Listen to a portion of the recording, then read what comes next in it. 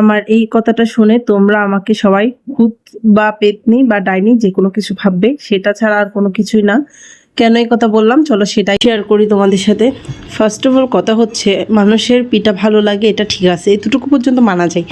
কিন্তু ভাই, শীতকাল, গরমকাল, বর্ষাকাল যেই কালই হোক না কেন, আমার কাছে পিঠা সব সময়ই ভালো লাগে। সব সময় যদি আমাকে কেউ বানিয়ে দেয় আমি এটা লিটারালি, মানুষ বলে না ভূতরা যেমন পিঠা পছন্দ করে, সেম আমিও ভাই ওদের মতোই। আমাকে যে যত বেশি পিঠা খেতে বলবো আমি খেতে পারবো। আমার অনেক ভালো লাগে পিঠা, বিশেষ করে এই যে পিঠাটা এখন আমি বানাচ্ছি তেলে ভাজা মালপোয়াও বলে অনেকে, এই পিঠাটা তো আরও বেশি ভালো লাগে।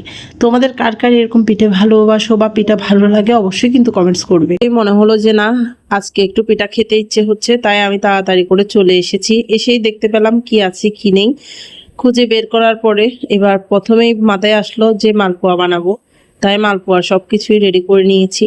তোমরা একটু ভালো করে দেখলে বুঝতে পারবে মালপোয়া তো অনেক সহজ, অনেকে চালের গুঁড়ি দিয়েও মেক করে, কিন্তু আমার কাছে ময়দা দিয়েই অনেক ভালো লাগে, তাই আমি আজ ময়দা দিয়েই করবো, যেহেতু চালের গুঁড়ো আমার ঘরে অ্যাভেলেবেল নেই। তোমরা চালের গুঁড়ো দিয়েও করতে পারো, এভাবে করলে কিন্তু একেবারে সেম টেস্ট তোমরা পাবে। তো আমি এখানে কি কি দিয়েছি চলো সেটাই শেয়ার করি। ফার্স্টে আমি ময়দা নিয়েছি 3 কাপ, তোমরা তো সেটা দেখলে। তারপরে তার অর্ধেক পরিমাণে সুজি দিয়েছি।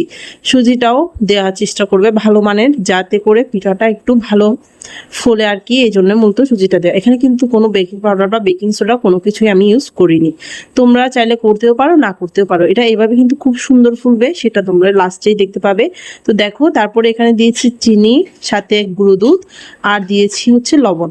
লবণটা আমি পরিমাণ মতো কম দিয়েছি, কারণ পিঠাতে কিন্তু লবণ খুব একটা ভালো খাওয়া যায় না, মোটামুটি হালকা পাতলা দিতে হয়।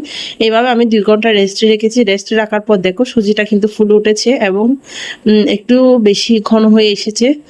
তখন যদি মনে হয় যে না একটু পাতলা করতে হবে, তাহলে কিন্তু এখানে পানি দিতে পারো। আমি পানি দিয়ে ভালো করে আর একটু মেখে নিয়েছি ডোটা, সেটা আর দেখালাম না। তারপর দেখো চুলায় একটা কড়াই বসে দিয়েছি।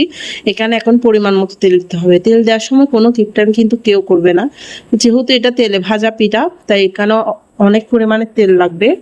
তাই বানানোর আগে অবশ্যই মাথায় রাখবে যে তেলটা নিয়ে কখনোই কিপটামি করা যাবে না। তারপরে এরকম একটা চামচের মধ্যে করে তোমরা সুন্দর করে বেটারটা নিবে আর দিয়ে দিবে। আমি ফার্স্টে একটা বানিয়ে তোমাদেরকে দেখাচ্ছি, দেখো কি সুন্দর করে তেল দিয়ে, কিন্তু তেলটাকে হালকা একটু গরম করার সাথে সাথে ব্যাটারটা দিয়ে দিবে, দিয়ে একটু নাড়াচাড়া দিলেই কিন্তু দেখবে পিঠাটা উপরে বেশি উঠবে। যখনই পিঠা উপরে বেশি উঠবে মনে করবে একদম পারফেক্ট হয়েছে এবং পারফেক্ট ডো বানিয়েছো।